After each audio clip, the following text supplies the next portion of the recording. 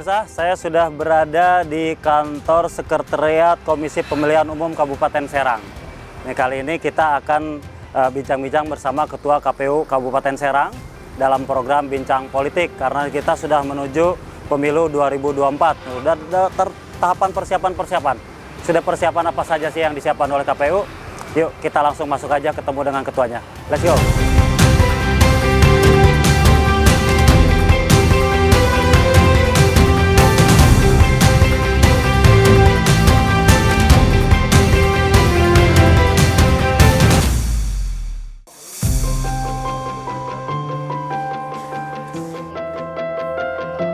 Tua, sehat? Alhamdulillah. Apa kabar? Damang. Sehat. Kamu unggul. Ayo unggul Pak, sehat. Oh, luar biasa. Seger amat sih Pak hari ini Pak. Selalu segar menghadapi pemilu 2024. Semangat. Luar biasa, Oke. makin Dulu semangat. sana yuk ngopi-ngopi.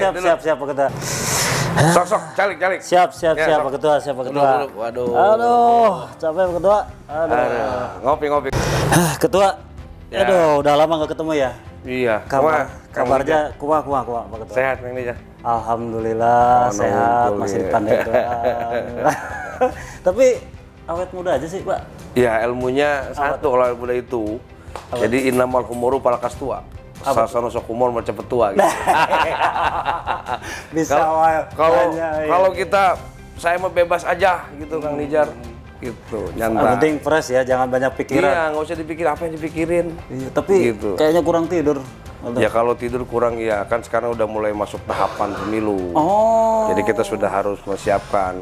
KPU berintegritas 24 jam, gitu kan. Jadi malam sempat ronda juga begitu. Oh, jadi ini sudah mulai sibuk ya? Udah, alhamdulillah udah mulai sibuk karena memang sesuai dengan PKPU 3 terkait dengan jadwal tahapan. Hari ini sudah masuk tahapan pendaftaran partai politik, meski di pusat, tapi karena tahapan itu sudah mulai per 14 Juni kemarin, kita sudah standby.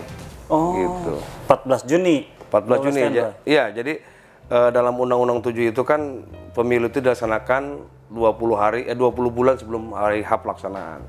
Pas 14 Juni kemarin udah pas 20 bulan gitu. Terus waktu ngebagi waktu dengan keluarga gimana nih? Iya, kita kan harus profesional juga bekerja. KPU itu harus bersiap kerja dengan penuh waktu. Gitu. Seperti itu. Cool, berarti jarang.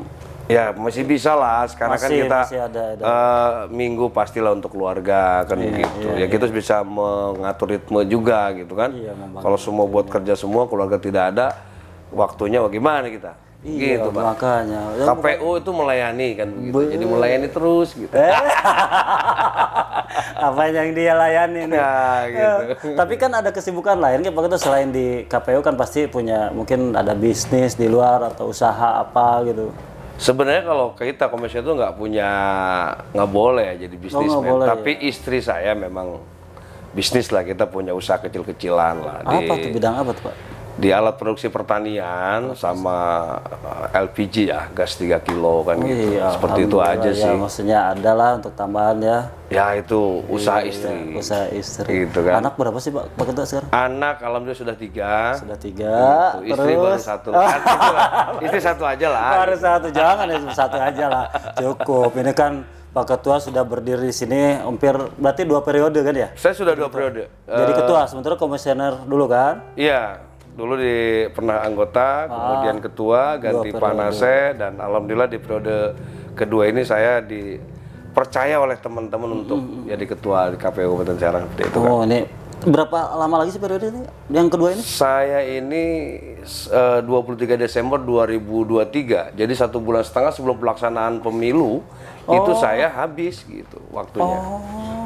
Begitu. Jadi ini berarti 2024 nanti udah ganti dong? Ya, iya. Kalau regulasinya tidak berubah kan seperti itu. Regulasinya tidak berubah, tapi tetap maksimal ya Pak Ketua. Kita maksimal melayani dan kita profesionalisme kerja kita gitu kan.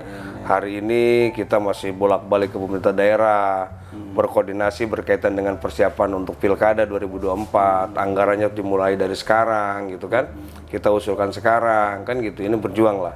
Gitu. Nah, cuman memang kantor kita belum pindah ini masih di Kota Serang ini. Iya. Tapi sih udah mulai rapi sih. Saya tadi lihat udah mulai. Ya alhamdulillah lah, gitu. Kang Nijar kan udah lama dengan kita ini. Iya makanya waktu saya di media sana tuh. Iyalah. Saya kan sering collab, sekarang udah lama gak ketemu. Betul. Ya, saya kangen sebetulnya. Ini temu kangen Pak. Reuni. Iya reuni lah. Iya reuni. Pak, nah ini kan tadi sih Pak Ketua kan udah bahas soal persiapan nih pemilu 2024. Ya. Nah, sekarang ini udah masuk tahapan apa nih? Sekarang itu tahapan pendaftaran partai politik. Pendaftaran Jadi sekarang itu kalau tidak salah sudah 39 partai politik yang meminta akses sipol ke KPU Republik Indonesia. Banyak juga ya ternyata Kabupaten Serang Pak. Apa Enggak, semua kita memang semua 39 pendaftaran parpol? terpusat di sana. Oh terpusat. Jadi beda Kang Nijar. Kalau dulu Kang Nijar pendaftaran partai udah standby di sini kan? Iya makanya. Nah, kalau sekarang itu semua pendaftaran itu di pusat. Oh jadi berarti lewat KPU RI. KPU RI. Ya kita sifatnya menunggu saja nanti kan. Oh itu ada berarti daftarnya lewat aplikasi apa Sipol. Sipol Ya, namanya. jadi Sipol. mereka harus punya akses sipol dulu. Setelah sipol, mereka datang ke KPU Republik Indonesia untuk mendaftarkan partainya gitu. Jadi ada mekanisme partai. Kan. Terdata ada 39. Segala partai yang sudah daftar itu sekitar 18 parpol ya, gitu kan. Jadi apa yang diterima itu 13, yang dikembalikan 8 gitu. Kembalikan ini untuk melakukan perbaikan. Itu di tingkat nasional ya. Kita nggak ada urusan gitu kan. Oh, gitu. Itu silakan di daftar itu semua partai itu di KPU Republik Indonesia. Jadi nggak numpuk lagi di kantor KPU daerah ya? Nggak numpuk KPU daerah. Nanti tahapan selanjutnya adalah Permin administrasi. Nah verifikasi administrasi. Ya betul. Setelah itu baru Verfak. Nah Permin itu bisa kita, tapi kita masih menunggu dari KPU Oh RI. masih menunggu Iya. kalau permen itu ya. Jadi gini Anijar, sekarang gimana itu ada 3 kategori partai politik. 3 kategori parpol. Yang pertama adalah parpol yang masuk PT, Parliamentary Threshold 4%. Itu kalau itu 9 partai. Yang besar itu ya. Ya. Yang kedua adalah partai peserta pemilu tahun 2019 yang tidak masuk PT.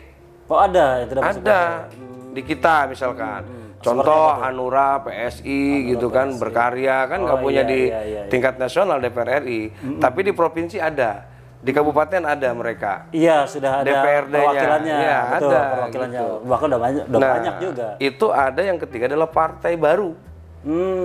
Contoh Apa tuh yang baru? partai ada Gelora, Partai Umat, Partai Buruh, Partai Republiku, partai apa lagi tuh banyak lah, gitu ya partai baru yang sudah meminta sipol ke KPU RI. Nah itu tentu perlakuannya berbeda.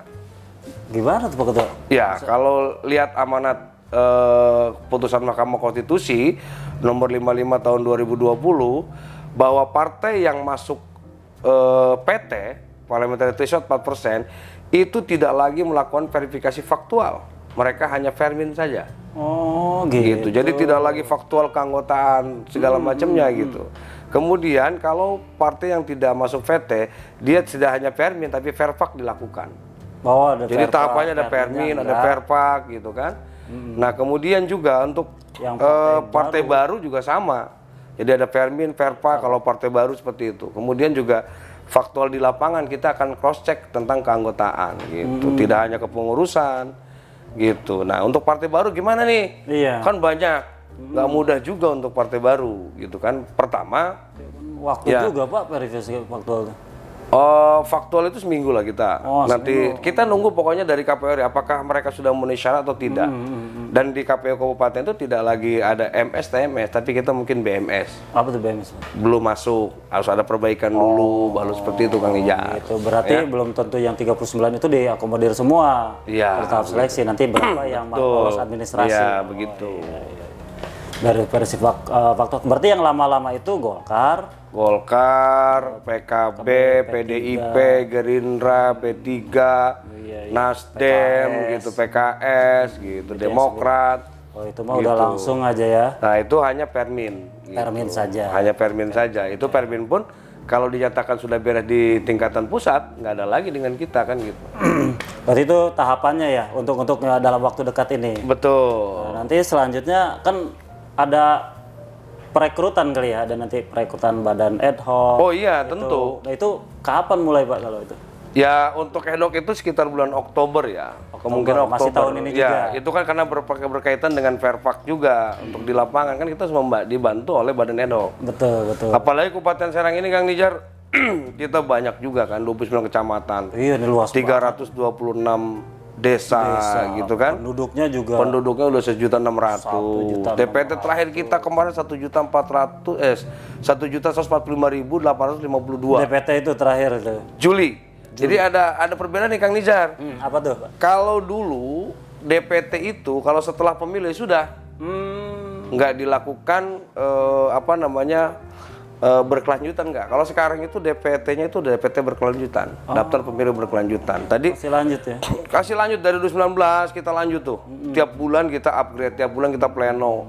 Ada berapa penambahan penduduk, berapa yang meninggal, Update berapa terus yang ya. pindah, berapa yang masuk, itu kita update terus gitu. Sehingga data penduduk ini disebut dengan DPB, daftar pemilu berkelanjutan gitu. Jadi itu Kang Nijar. Jadi insya Allah lah data itu terus berkembang. Tapi perekrutan Badan Hedok itu ada perubahan nggak sih, Pak? Dari sebelumnya dengan sekarang gimana tuh? Ada nggak? Sebenarnya ada kabar gembira buat Ad hoc. Oh, nah apa nih? Boleh nih, kalau yang gembira-gembira harus Ini dibagi. gembira ini. Kalau dulu kan ketua PPK itu honornya sekitar pemilu 2019 itu 1,8. 1,8 yang 2019 kemarin. Nah sekarang itu informasi terakhir kemarin itu sekitar 2,5. 2,5 berarti ketua. naik 700.000. 2.500.000. Itu untuk ketua PPK anggota 2,2 ya. Wah, pendaftarnya makin membeludak nih. Iya, lumayan. PPS juga sama, PPS naik gitu ya. PPS-nya termasuk 1,5 ketuanya. tadinya berapa tuh? Tadinya cuma 900. Oh, naik 600.000 gitu kan. Waduh, Kemudian juga KPPS nih. di tingkat kerja KPPS ya. sehari ya kita dihargai luar biasa ini. Sekitar 1.250.000. KPPS. KPPS ketuanya.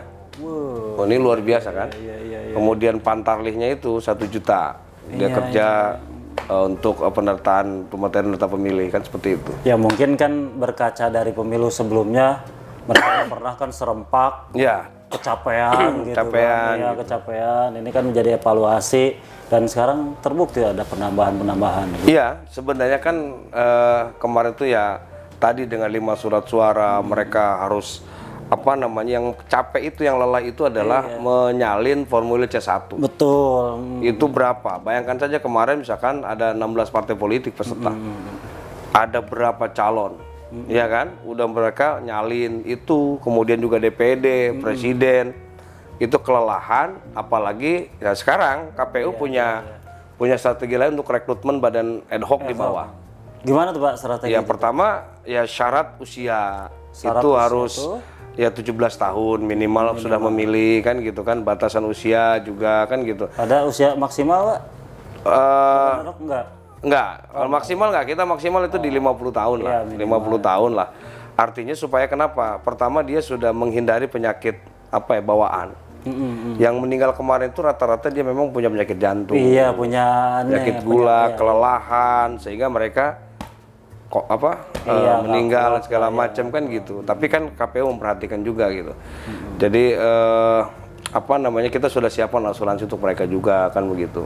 Ya kan kemarin sempat ada pembahasan mau pakai APD segala macam kan kalau masih pandemi. Masih pandemi. Sekarang ada bahasan itu nggak, Ketua? Sebenarnya kita sih masih menyiapkan itu. Oh, masih. Jadi masih menyiapkan ya. karena sampai hari ini pemerintah belum menyatakan bahwa pandemi menjadi endemi. Endemi, iya. Kalau sudah menjadi endemi ya sudah, kita tidak perlu lagi menyiapkan anggaran-anggaran atau persiapan tadi, APD tadi. Tapi sejauh ini masih ya siapa? Karena pemerintah belum menyatakan endemi, masih pandemi. Nah, kita persiapan itu kita lakukan. Ya kan itu lumayan juga Pak menguras anggaran tuh. Oh iya, itu harus beli masker, sarung tangan, hand sanitizer, sabun, kemudian juga APD, ya kan, kemudian termogan itu bengkak gitu kan. Makanya. Tapi kalau dinyatakan endemi itu berkurang luar biasa anggaran seperti itu. Ya lumayan ya, hemat ya. Hemat lah. Hemat ya.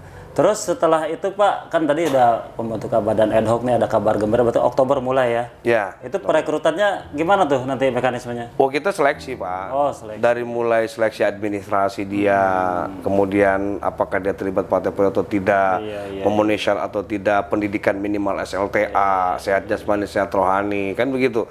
Kemudian dari administrasi kita tes seleksi tertulis. Sejauh mana kemampuan dia, gitu kan. Kemudian setelah itu baru wawancara. Diwawancara sama kita tentang integritasnya, kemudian kapabilitasnya, ya kan. Terutama ya memang integritas tadi. Kita khawatir dalam tanda petik ya, gitu kan. Nah, meski sekarang kita punya pola KPU itu melakukan kedekatan yang sama, menjaga kedekatan yang sama, bukan menjaga jarak yang sama, tetapi menjaga kedekatan yang sama. Karena kenapa? Partai politik itu adalah stakeholder kita, peserta itu adalah partai politik. Maka kita harus menjaga kedekatan yang sama, tidak lagi kemudian kita menjaga jarak. Yang mentang-mentang kita penyelenggara harus ketika ketemu orang partai, oh maaf kita penyelenggara, nggak bisa. Tapi kita bagaimana melakukan komunikasi yang efektif kepada partai politik sehingga kita menjaga jarak yang sama, menjaga kedekatan yang sama, bukan jarak yang sama. Tapi tetap juga menjaga integritas terdepan lah, tetap gitu ya, kan. terdepan ya. Ya persoalan pribadi kita selesai, tapi ketika persoalan kelembagaan siapapun tidak bisa mengintervensi. Ya, itu kan, buat prinsip saya. Ada aja kan Pak stigma orang itu berpikir wah KPU mau lebih dekat ke partai anu. Itu pernah nggak itu pernah? Itu karena stigmanya menjaga jarak yang sama. Kalau sekarang kita menjaga kedekatan yang sama. Maka untuk menjaga itu, ternyata kita semua dekat dengan partai semua. Karena kenapa? Kita melayani. Kita harus melayani semua gitu. Jadi jangan dianaktirikan. Siapapun datang ke KPU pasti kita layani. Siapapun dengan saya berkomunikasi silakan.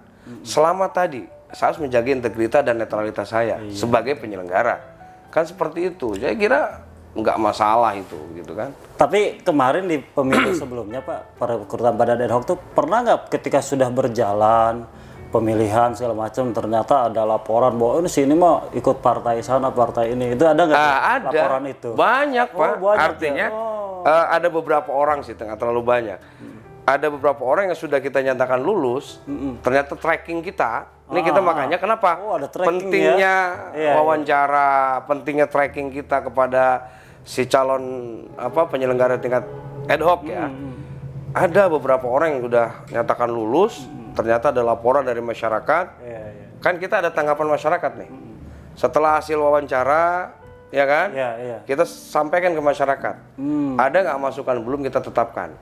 Ketika ada masukan masyarakat, sebelum wawancara ya, tes tulis setelah hasil tes tulis kita umumkan ini loh peserta calon PPK atau PPS yang dinyatakan lulus tes tulis. Itu tanggapan masyarakat. Dia tracking oleh masyarakat apakah dia terlibat partai politik atau tidak. Itu gitu pernah kan? Kejadian banyak laporan. Ada laporannya itu setelah ditetapkan gitu. Terus gimana tuh kalau setelah ditetapkan itu? Ya kalau memang terbukti nanti nih untuk ke depan nih. Ya, kalau memang terbukti ya kita coret. Langsung coret diganti. Kita ganti yang ranking selanjutnya. Ranking selanjutnya itu ditarik lah. Iyalah, ada tuh beberapa kecamatan yang terdeteksi partai ya, terutama dia kan kita tidak bisa juga dapat laporan masyarakat. Betul. Ini Kang Nijar ini ternyata terlibat partai A. Bisa jadi tendensi kan bisa dia masukkan tendensi. Makanya mana bukti bahwa orang ini terlibat partai politik? Praktis. Cari SK-nya. Kita tanya ke partainya benar atau tidak, SK-nya dan segala macam yang membuktikan bahwa orang itu terlibat partai politik. Kalau ada di SK ya sudah, tak banyak omong kita. Oh, kemarin coret. Pernah kejadian ada berapa yang dicoret? Ada 2 orang lah. Ada. Kecamatan mana nih kecamatan? Ada lah. Gak usah nanti. Jadi ini juga. Nah ini hati-hati juga sekarang. Termasuk sekarang itu kita akan tracking mereka yang daftar penyelenggara itu. Apakah dia masuk di sipol atau tidak? Gitu kan? Kalau dia masuk di sipol, klarifikasi. Harus membuat pernyataan. Gitu kan? Karena memang sekarang nih banyak partai baru otomatis kan serabutan. Jangan-jangan Kang Nijar juga harus dicek juga ini terlibat partai atau tidak kan gitu. Tapi kalau Kang Nijar free. Iya, free dong. Kalau kita penyelenggara nggak boleh. Ya kan PNS tuh nggak boleh, TNI Polri nggak boleh, lurah itu nggak boleh. Oh nggak boleh? Nggak boleh. Kemarin rata-rata profesinya apa badan ad hoc itu? Badan ad hoc itu kalau PNS boleh, Tapi rata-rata Enggak, aktivis maksudnya untuk di partai politik. Oh, gitu. enggak, maksudnya di badan ad hoc itu rata-rata aktivis, apakah orang ini Enggak kebanyakan? anak orang biasa lah, anak mahasiswa. Kita sih berharap anak-anak mahasiswa ini ikutlah gabung dengan kita dan sebagai cepat penyelenggara. adaptasi juga Iya, itu adalah salah satu bentuk dari keterlibatan mereka dalam menegakkan demokrasi seperti itu. Oh, gitu.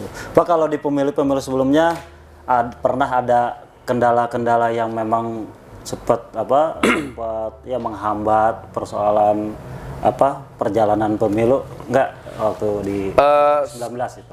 2019 itu adalah beberapa kejadian terkait dengan distribusi logistik. Oh, Kabupaten Serang ini kan ada beberapa pulau yang memiliki penduduk. Contoh Pulau Sangiang, makanya makanya Pulau Panjang, Pulau Tunda. Nah, ini kita harus banyak berkoordinasi dengan pemerintah daerah dan BMKG. Ketika kita distribusi logistik, cuaca dan segala macam, ini harus kita antisipasi. Lalu kemudian tidak hanya daerah-daerah kepulauan, kita punya daerah-daerah pegunungan, lembah-lembah. Kang Lija pernah ke Cikedung nggak? Iya, pernah. Cikedung Mancak. Cikedung Mancak. Iya, yang jalannya terjal, tanah. Bayangkan ketika kita distribusi logistik. Naik ke atas itu harus pakai motor yang rantai itu. Nah, itu juga harus kita antisipasi sejauh mana, bagaimana, kan itu. Jadi Kabupaten Serang ini kan saya bilang unik ya, gitu. Kita itu kayak putih telur, kuning telurnya itu adalah kota Serang. Waduh, apa tuh analogi putih telur? Iya, artinya kita tuh ada di pinggir-pinggiran gitu kan, di tengah-tengah itu kota Serang kan gitu. Jadi itu, apalagi tadi daerah-daerah kita masih ada daerah pegunungan, daerah lembah, kepulauan, sehingga mobilitas kita sebagai penyelenggara pemilu harus betul-betul kan luar gitu. biasa medannya ya. Ya medannya luar biasa gitu kan. Makanya dan itu memang harus diantisipasi ya, terutama ya dengan koordinasi tadi. Iya. Gimana deh? Prinsip kita kan seperti itu. Kami KPU alhamdulillah mampu membangun komunikasi yang baik dengan pemerintah daerah, dengan TNI, Polri dan instansi lain, sehingga alhamdulillah kita dapat dukungan dan support luar biasa dari stakeholder kita, baik TNI, Polri, pemerintah daerah, semua kita, sehingga alhamdulillah Kabupaten Serang nggak pernah ada kendala, ada masalah kan ya, gitu. walaupun. Kendati pun ada persoalan, kita dapat menyelesaikan. Iya. 2019 kemarin kita ada beberapa sedikit masalah, ada logistik yang kehujanan segala macam, harus kita antisipasi itu. Begitu kan. Betul. Pas sudah terpetakan nggak ini, maksudnya daerah-daerah rawan politik, kemudian koordinasi dengan pihak-pihak keamanan seperti apa tuh? Ya, kita sudah peta-peta itu udah kita identifikasi. Ada beberapa daerah-daerah rawan. Nah, rawan itu kan tidak hanya rawan pada persoalan masyarakat, tapi rawan bencana dan segala macam itu udah kita identifikasi. Dan ini segera kita menjelang mendekati pemilu itu yang kita segera berkoordinasi dengan stakeholder. Kita selalu sih dalam setiap tahapan itu kita berkoordinasi dengan stakeholder, baik dengan partai politik, dengan pemerintah daerah. Ini loh tahapannya. Di tahapan verifikasi administrasi, verifaktual apa? Ya kan, yang akan terjadi bisa saja tadi masyarakat tidak terima keanggotaan partai, bisa marah ke kita, maka kita harus berkoordinasi dengan pihak keamanan segala macam untuk menjaga kondusivitas dan terlaksana pemilu dengan aman, damai dan tertib kan begitu. Biasanya yang tensi tinggi daerah industri, Pak ya? Iya bisa jadi. Gitu. Saya pernah 2019 pernah di demo. Iya makanya. Saya di Nikomas dulu pernah di demo lah gitu kan. Itu kenapa? Itu tadi. Nih pemilu itu kita memberikan akses yang luar biasa kepada masyarakat, terutama masyarakat yang ada di industri. Nikomas misalkan. Kita selalu ada TPS di situ. Kenapa? Karena satu, kita menjaga betul hak-hak warga masyarakat. KPU menjaga betul kewajiban masyarakat gitu. Hak-hak dia setiap warga negara itu punya hak memilih dan dipilih. Itu undang-undang loh. Maka KPU melayani, maka KPU buat tuh. Kita apa coba? Untuk menjaga hak mereka, kita sosialisasi. Kita buat stand di pabrik itu. Ya ketika kita minta siapa yang belum terdata sebagai pemilih, tolong daftarkan ke KPU, ya kan? Acuh tak acuh gitu kan? Iya susah. Tapi pas pelaksanaan mereka malah ngamuk, hak kami mana gini? Ya kita sudah melayani, kita sudah memberikan fasilitas kalaupun kemudian mereka menerima tidak, ya kenapa gitu kan? Maka KPU selalu melayani, kita bikin berhari-hari di situ untuk mendata. Kita datang ke mes-mes gitu kan. Dalam tanda petik emang di Nikomas itu kebanyakan kaum hawanya kan gitu. Untung ketua KPU nggak masuk ke sana lah, kira-kira seperti itu. Oh gitu. Pak, ini sedikit tadi kan ada peningkatan gaji honor untuk ad hoc. Berarti ada penambahan anggaran. Emang anggaran tahun 2024 itu sudah disiapkan ada berapa? Jadi gini, Anija, untuk anggaran pemilu, baik pileg maupun pilpres, itu tersumber dari APBN. Oh, APBN sekarang ya? Kalau pemilu itu APBN. Nah, kenapa kemarin KPU mengajukan anggaran ke pemerintah daerah? Iya, makanya. Itu untuk persiapan pilkada. Nah, ini biar paham masyarakat. Untuk persiapan Untuk persiapan pilkada. Karena di tahun 2024 ini ada pemilu dan pemilihan. Pemilu dan pemilihan. Hajat dalam 1 tahun yang sama, bukan dalam hari dan tanggal yang sama. Iya. Nah, untuk pertama kita akan melaksanakan pemilu, yaitu presiden dan DPR, DPD, DPRD provinsi, DPRD kabupaten. Itu akan dilaksanakan pada tanggal 14 Februari 2024. 14 Februari 2024. Nah, catat pemirsa itu ya. Jadi 2024 ini ada 2 agenda besar bangsa ini, ada pemilu dan pemilihan. Pemilu itu akan dilaksanakan 14 Februari 2024 hari Rabu. Nah, kemudian untuk pilkada, pemilihan gubernur, bupati, wali kota itu November 2024. November 2024 setelah pemilihan umum, baru pilkada. Nah, ini kan akan berbeda. Di pilkada nih, ini mudah-mudahan terjalin komunikasi yang baik, koalisi yang baik. Ini akan berbeda. Partai ini ternyata di pilek-pilpres ngedukung calon presiden ini. Betul. Ternyata di pilkada provinsi berubah. Misalkan partai A dengan partai C gitu. Partai Duren dengan partai Mangga ini bersatu di pilpres. Ternyata di pilkada partai Duren lain dengan partai Manggis gitu kan. Beda seperti itu. Bisa berlawanan ya. Gitu. Oke, ya siap. Pak Ketua, terima kasih nih atas informasinya nih di Bincang Politik kali ini. Siap. Biar pemirsa juga tahu bahwa ini harus dibedakan antara pemilu dan pemilihan. Kepala daerah. Anggarannya pun itu dari berbeda. APBN. Ini APBD kan? APBD, kalau pilkada APBD. Kalau APBD berapa sih? APBD ini kita tinggal cuma 64 miliar karena ada cost sharing dari provinsi. Lumayan informasi. Lumayan. Jadi cost sharing dari provinsi dari 107 miliar jadi 64 miliar. Oke, siap Pak Ketua. Ini terakhir nih sebelum kita tutup Bincang Politik kali ini. Siap. Harapannya bagi masyarakat Kabupaten Serang dong, tolong disampaikan. Ya, harapan saya pada masyarakat Kabupaten Serang, mari kita sama-sama sukseskan pemilu 2024 pada tanggal 14 Februari tahun 2024, hari Rabu, itu gunakan hak pilih Anda. Harapan saya adalah seluruh warga masyarakat Kabupaten Serang terutama untuk menggunakan hak pilihnya, dan hari ini sudah mulai pendaftaran partai politik. Sebentar lagi terkait dengan keanggotaan, silakan partai mana yang terbaik menurut masyarakat, dan mari kita sukseskan pemilu 2024 dengan aman, lancar, jujur, dan adil serta tertib. Terima kasih. Terima kasih Pak Ketua. Mari kita sukseskan pemilu 2024 dengan lancar, aman, dan tertib. Oke Pak Ketua, terima kasih atas waktunya. Sudah meluangkan waktunya, sudah menerima menyambut kita dengan baik Pak Ketua nih. Jangan kapok nih, kita collab nanti di. Iya siap. Pas mendekati nanti. Untuk KPU juga punya YouTube, nanti bareng-bareng lah kita collab. Tidak hanya mendekat dari sekarang lah kita. Jangan lupa subscribe, like, share, dan komen. Like dan komen. Oke pemirsa, Bisnis Banten Channel, ketemu lagi mungkin nanti ya di konten-konten berikutnya yang lebih menarik. Bincang politik kita kali ini yang perdana dengan Ketua KPU Kabupaten Serang, Bapak Abidin Nasar. Nanti mungkin berikutnya kita akan berbagi informasi lagi yang lebih menarik mendekati 2024. Mudah-mudahan pemilu 2024 ini berjalan dengan aman dan lancar. Amin. Terima kasih. Saya undur diri, saya Nijar Solihin, kembali di Bisnis Banten Channel, media informatif dan inspiratif. Jangan lupa subscribe, like, share, and komen pemirsa. Oke, ketemu lagi. Assalamualaikum warahmatullahi wabarakatuh. Iya. Betul.